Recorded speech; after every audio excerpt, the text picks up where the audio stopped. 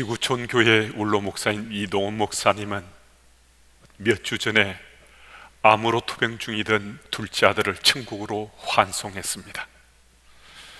그때 이 목사님은 아들을 떠나보내며 드리는 감사라는 제목의 10가지 감사 기도를 하나님께 올려드렸습니다. 이 기도는 손양은 목사님께 배운 10가지 감사라는 부제가 붙어 있습니다. 소 목사님은 1948년 여순 사건으로 동인, 동신 두 아들을 잃은 후에 장례식에서 10가지 감사 기도를 올려드렸습니다. 이 목사님의 10가지 감사 기도를 읽어드립니다. 하나, 아들이 그 지독한 암의 통증에서 해방되어 감사합니다. 둘, 영광의 나라 천국에 입성하여 감사합니다. 셋, 그동안 유머가 많았던 아들로 인해 누린 기쁨을 감사합니다. 넷, 단 한 번도 불평 없이 자랑만 하던 아내와 애교 덩어리 손자를 남겨주어 감사합니다. 다섯, 어려서 게임을 좋아하더니 게임 변호사가 된 것 감사합니다. 여섯, 아들의 고통을 통해 예수님을 내어주신 하늘 아버지의 고통을 알게 하심 감사합니다. 일곱, 아들의 암투병을 통해 수많은 암 환자의 고통과 연대하게 된 것 감사합니다. 여덟, 또한 자식을 먼저 떠나보낸 수많은 부모들의 고통과 연대하게 되어 감사합니다. 아홉, 아들의 치유를 위해 기도한 수많은 중보 기도자들과 한 지체가 되어 감사합니다. 열, 아들이 간 천국을 더 가까이 소망하게 되어 감사합니다. 사랑하는 아들을 떠나보내는 아빠의 그 마음이 10가지 감사 기도 속에 절절하게 배어 있습니다. 아무리 목사를 하더라도 사랑하는 아들을 먼저 떠나보내는 아버지의 심령은 믿음과 불신의 경계 속에서 어쩌면 불신 쪽을 택할 수도 있습니다. 하지만 이 목사님은 하나님을 원망하지 않고 오히려 10가지 감사 기도를 통해서 불신의 경계를 넘어 믿음으로 승리하는 승리자가 되셨습니다. 오늘 본문 17절 말씀을 보면 예수께서 십자가를 지고 골고다 산상으로 올라가고 있습니다. 그런데 그 장면을 보면 빌라도가 예수님이 십자가에 못 박히는 그 현장까지 따라갔음을 성경이 밝혀주고 있습니다. 뜻밖의 장면인 거죠. 그리고 또 직접 나사렛 예수 유대인의 왕이라고 그 패까지 써서 붙입니다. 정말 기이한 일이 일어난 거거든요. 한번 생각해 보십시오.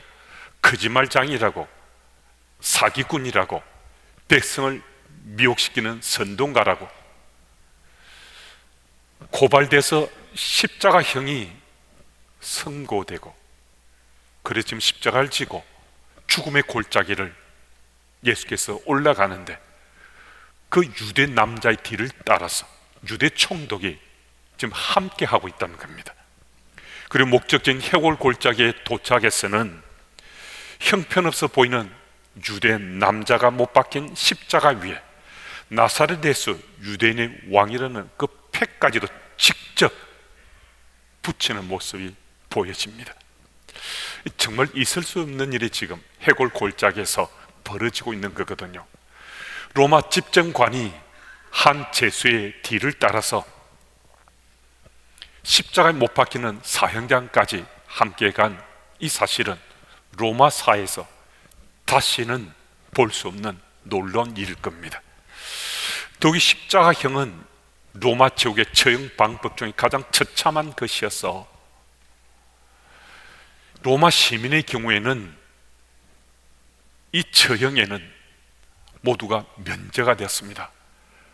아무리 악한 죄를 저질러도요, 로마 시민은 이 십자가형은, 이 형벌은 면할 수가 있었습니다. 그래서 십자가 처형은 로마인들의 이 관심 밖이에요. 그런데 빌라도가 예수의 십자가 처형장까지 갔다는 거거든요. 이것은 틀림없이 정말 놀라운 일이 일어났다는 사실을 밝혀주고 있습니다. 그렇다면 유대 총독인 이 빌라도가 왜 골고다까지 따라갔겠는가? 예수님이 십자가에 못 박혀 죽으시는데 그 죽음을 지켜보기 위함이었지 않겠습니까? 예수님이 하나님의 아들이라고 말들 하는데 정말 그 예수가 죽는지 어떠한지 보고 싶었던 것 아니겠습니까? 빌라도는 예수님이 하나님 아들 되심에 대한 믿음이 전혀 없었습니다. 그래서 예수님이 죽든 살든 전혀 상관할 바가 아니었습니다. 그럼에도 이 빌라도의 가슴은 불안감으로 어찌할 바를 모르고 있었습니다. 유대인들이 예수님을 십자가에 못 박게 하는 그 죄명이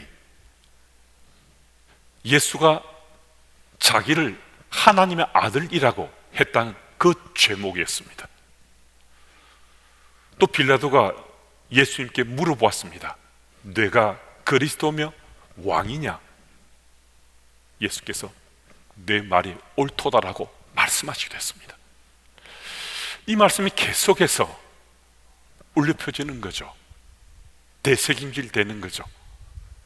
그래서 불안감으로 정말 예수가 죽는지 아니면 또 어떻게 되는지 그것을 가장 가까운 곳에서 지켜보고자 빌라도가 이 사형장까지 따라갔음이 틀림없습니다.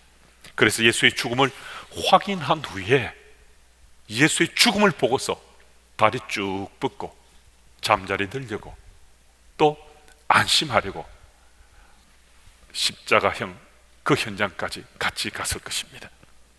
그는 자기 눈앞에 하나님의 아들이신 예수님이 서 계시는데도 믿음과 불신의 경계선 속에서 그는 불신을 택한 사람이었습니다.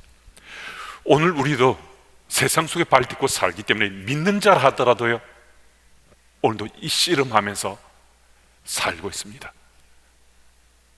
불신인가 믿음인가, 이 경계선에서 치열하게 씨름하며 우리 살고 있을 수 있습니다. 빌라도는 예수님의 죽음을 확인하려고 골고다까지 올라갔습니다. 우리는 어떠합니까? 우리도 예수님의 죽음을 확인하고 싶습니까? 우린 믿는 자입니다. 우리는 예수님의 죽음을 확인할 것이 아니라 지금도 살아서 역사하시는 나의 하나님, 나의 그리스도, 예수님의 역사의 흔적들을, 그 손길들을 확인하는 사람이 되어야 우리는 바른 믿음의 삶을 살 수 있습니다. 믿는 자로 살아온 우리 삶은 예수 죽음을 확인하는 것이 아니라 지금 내 삶 속에, 내 공동체에 역사하시는 하나님의 손길, 그것을 확인하며 사는 인생이 믿는 자의 삶입니다. 오늘 여러분과 제 삶 속에 주의 역사를 확인하며 살아가면요, 우리는 언제나 불신의 경계선을 넘어서 믿음으로 승리하는 승리자의 노래를 부를 수 있습니다. 그 현장에 함께 설 수 있는 우리 모두가 꼭 되어야만 하겠습니다. 요한복음 19장 23, 24절 말씀을 제가 읽습니다. 군인들이 예수를 십자가에 못 박고 그의 옷을 취하여 네 깃에 나눠 각각 한 깃씩 얻고 속옷도 취하니 이 속옷은 호지 아니하고 위에서부터 통으로 짠 것이라. 군인들이 서로 말하되 이것을 찢지 말고 누가 얻나 제비 뽑자 하니 이는 성경에 그들이 내 옷을 나누고 내 옷을 제비 뽑나이다 한 것을 응하게 하려 함이르라. 군인들은 이런 일을 하고, 이 구절은 시편 22편 18절 말씀이 이루어진 것입니다. 여러분, 정말 놀라운 일일 수 있는데 오늘 우리들의 삶 가운데서도 이 하나님 말씀이 성취되고 있습니다. 예수께서 사시던 그때도, 초대교회 때도, 종교개혁의 그 현장에도, 또 근대나 현대사에도 예수의 말씀은 계속해서 이루어져 왔습니다. 그리고 오늘 이 세태를 살아가고 있는 우리 세상살이의 그 현장에 주의 말씀이 우리 삶 가운데 성취되고 있다는 사실입니다. 그런데 여러분, 우리 잊지 말아야 될 것은요, 주의 말씀이 이루어지는 것은 하나님 말씀을 믿는 자에게, 하나님 말씀을 신뢰하는 자에게 주의 말씀이 이루어지는 겁니다. 하나님 말씀을 믿지 않고 하나님 말씀 상관없이 사는 자에게는요, 이 주의 말씀이 이루어짐을 전혀 깨달을 수가 없습니다. 주의 말씀을 믿지 않는데요, 상관없는데 그 말씀이 이루어짐을 어떻게 알 수 있겠습니까? 보다 정확한 표현으로는 하나님 말씀이 이루어져도 전혀 알지도 느끼지도 깨닫지도 못한다는 겁니다. 20세기 최고의 기독교 사상가로 손꼽히는 C.S. 루이스는 불가지론자였습니다. 이 불가지론자는 영에 관한 것, 하늘에 관한 것은 우리가 알 수 없으니까 그것은 그냥 내버려 두자라고 주장하는 사람들입니다. 그런 그가 어느 날 그 껍질을 깨고 튀쳐나와서 예수는 그리스도, 예수는 나의 구원자라고 확신에 차서 고백했습니다. 그리고 루이스가 이렇게 말했습니다.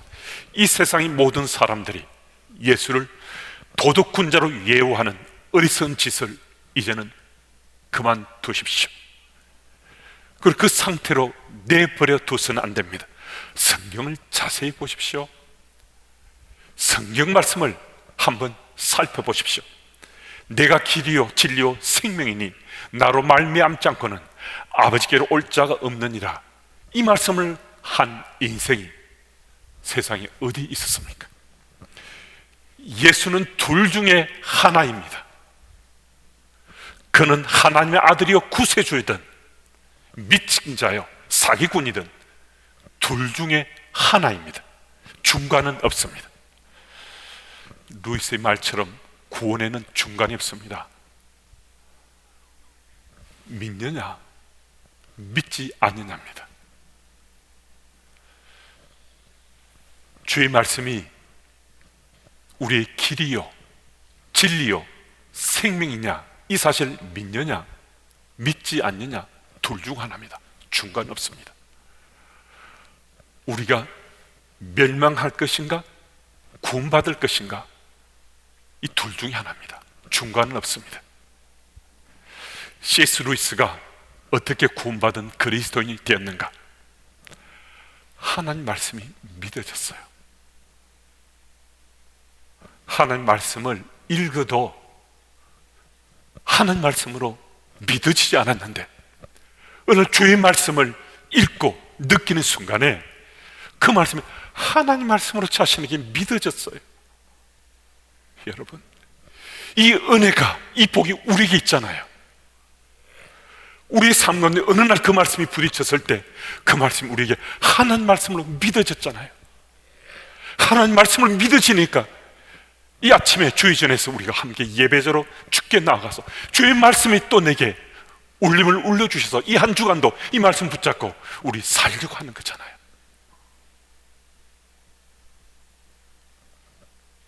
여러분, 하나님 말씀이 믿어지면 세상이 아무리 불신으로 가득 차도 우리는 불신의 경계선을 넘어서 믿음으로 승리하며 살아갈 수 있습니다. 하나님께서는 오늘도 우리에게 은혜 베푸시길 원하십니다. 우리 일상 속에, 세상 속의 그리스도는 살아가고자 주의 말씀을 믿고 신뢰하고 그 말씀을 꼭 붙잡고 살아야 됩니다. 여러분, 말씀이 없으면요 그리스도인 살 수 없습니다. 말씀과 상관없는데 어떻게 그리스도인 우리가 살 수 있겠습니까? 말씀이 느껴지고 말씀이 기억되고 말씀이 내 삶 속에서 생명으로 역동함으로 우리가 그리스도인으로 살 수 있는 겁니다. 그리할 때 우리는 언제라도, 이것은 언제나입니다.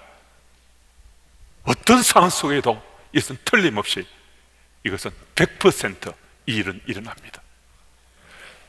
불신을 넘어서서 그 경계선을 넘어서 우리는 믿음으로 승리할 수 있습니다. 그리고 25절 말씀을 읽습니다. 예수 십자가 곁에는 그 어머니와 이모와 글로바의 아내 마리아와 막달라 마리아가 섰는지라. 예수님이 달리신 십자가 곁에는 힘없고 연약한 여인들만 가까이 가 있습니다. 힘이 있고 잘났던 사람들은 예수님 가까이 단 한 사람도 보이지 않습니다. 로마 병사들이 이 연약한 여인들에게 예수 십자가 가까이 다가가는 것을 허용해 줬습니다.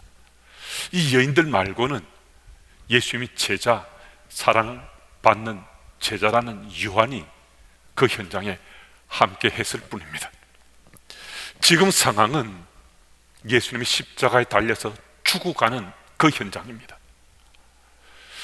예수님이 이 땅에서 공생 사역을 시작했을 때 선지자 중에 선지자다, 세례요한이 다시 살아났다, 메시아다, 사람들이 소리 쳤는데요, 그 모든 얘기들은 이제 상황 종료 직전입니다. 이제 모든 것이 헛된 일로 마침표를 찍기 직전입니다. 예수님을 따르던 그 많던 무리들 다 떠나갔습니다. 예수님의 제자들조차도 실망하고 낙심하고 좌절해서 예수님 곁을 떠나갔습니다. 힘없고 연약하기 그지없는 여인들만 예수 십자가 가까이 가 있습니다.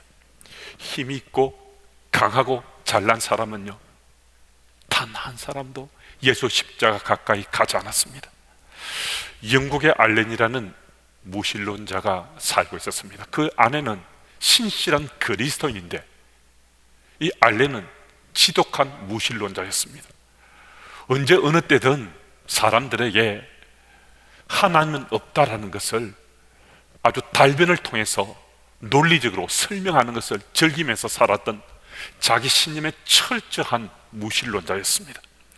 그러던 어느 날 자기 목숨보다 더 소중하게 여기는 사랑하는 딸이 병에 걸리더니만 시름시름 앓다가 급기야는 죽음을 목전에 두게 됐습니다. 고통 속에 딸을 지켜보는 아빠의 마음은 자기 생명보다 사랑하는 딸이어서 자기 목숨을 대신에 내놓고 싶은데 어찌할 바를 모르는 고통 속에 딸의 손을 꼭 붙잡고 눈물을 흘렸습니다. 그때 딸이 진지한 음성으로 아빠에게 물었습니다. 아빠, 마지막으로 아빠의 말을 듣고 싶어요. 엄마는 천국이 있고 예수님도 계시고 하나님도 계시다고, 내가 죽으면 예수님께 천국으로 간다고 말씀하셨는데 아빠는 기독교인이 말하는 것은 다 거짓말이라고, 하나님 없다라고 말씀하시는데 아빠, 나는 정말 혼란스러워요.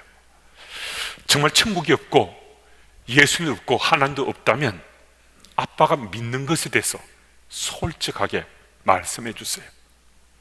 내가 죽으면 어디로 가게 되는지, 죽음 이후에 내가 어떤 소망을 가지고 내가 지금 죽음을 맞아야 되는지 아빠 솔직하게 있는 그대로 아빠 제게 말씀해 주세요. 그러면 아빠의 말을 믿고 그것을 결정하고 저는 죽음을 맞을 거예요. 딸이 던진 이 질문에 알레는 큰 충격을 받았습니다.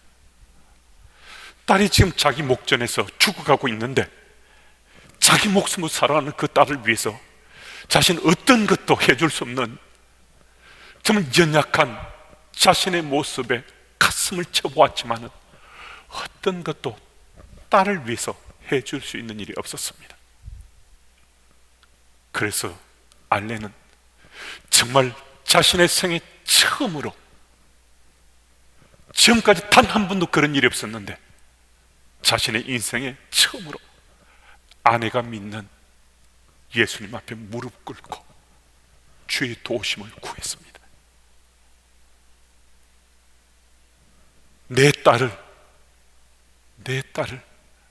불쌍히 여겨주십사고 예수님 앞에 무릎 꿇고 간절히 구했습니다. 그는 처음으로 예수님 십자가 가까이 다가갔습니다. 그리고 딸의 손을 꼭 붙잡고 이렇게 말했습니다. 얘야, 정말 미안하다. 엄마 말이 맞단다. 아빠가 지금껏 한 말은 내가 믿지 못해서 한 거짓말이었단다. 하나님은 살아계시고 지금도 역사하신단다. 그리고 천국도 있단다. 얘야, 천국에서 나중에 아빠와 꼭 만나자. 정말 짧은 시간이 있는데요, 정말 그 짧은 시간에 알리는 자신의 연약함을 처절하게 느끼고 하나님 앞에 자신의 무릎을 꿇고 주의 도우심을 구했을 때 놀랍게도 그는 예수님이 그리스도 되심을 믿게 됐습니다. 천국이 있다는 사실도 믿게 됐습니다. 그래서 예수 십자가 가까이 다가가 회개하고 구원받은 그리스도인이 되었습니다. 그래서 불신의 경계선을 넘어서 믿는 자로 거듭났습니다. 스스로 강하고 힘이 있다는 사람들은요, 예수님 십자가 가까이 가지 않습니다. 자신의 연약함을 그대로 드러내고 자신을 낮추는 사람들은 예수 십자가 가까이 다가갈 수 있습니다. 오늘 우리 삶 가운데 힘들고 어려운 일이 내게 일어났고 고난 가운데 던져져서 내가 어찌할 바를 모르는 연약함이 있으면요, 이것은 화가 아니라 우리에게 은혜입니다. 주님 더 가까이 가서 오늘 내가 겪는 이 일들이 걸림돌이 아니고 디딤돌이 되어서 주님께 더 가까이 가서 불신의 경계선을 넘어 믿음으로 승리할 수 있는 찬스를 우리가 맞은 겁니다. 우리 하나님은 지금도 살아서 역사하시는 하나님 되심을 다시 한 번 더 확신하고 믿을 수 있는 기회를 맞은 겁니다. 여러분, 우리 잊지 마십시다. 주의 십자가로 가까이 갈 수 있으면 우리 강함이 아니라 연약함이요, 우리 교만이 아니라 낮아진 삶의 자세로 주께 가까이 간다는 것. 그리할 때 우리는 불신의 경계선을 넘어서 반드시 믿음으로 승리한다는 이 사실을 잊지 마시고 꼭 기억하시길 바랍니다. 예수님과 우리 사이 거리는 참 중요한데요, 우리 믿음의 삶은 결국은 예수님과 우리 사이의 거리 문제입니다. 예수님과 우리 사이가 이 거리가 가까우면요, 우리 믿음의 삶은 지금 건강한 겁니다. 우리 믿음의 삶은 지금 반듯합니다. 근데 예수님과 우리 사이 거리가 점점 멀어지고 있으면요, 오늘 우리 믿음의 삶에는 적색 경보가 울리고 있는 겁니다. 예수께서 말씀하셨잖아요.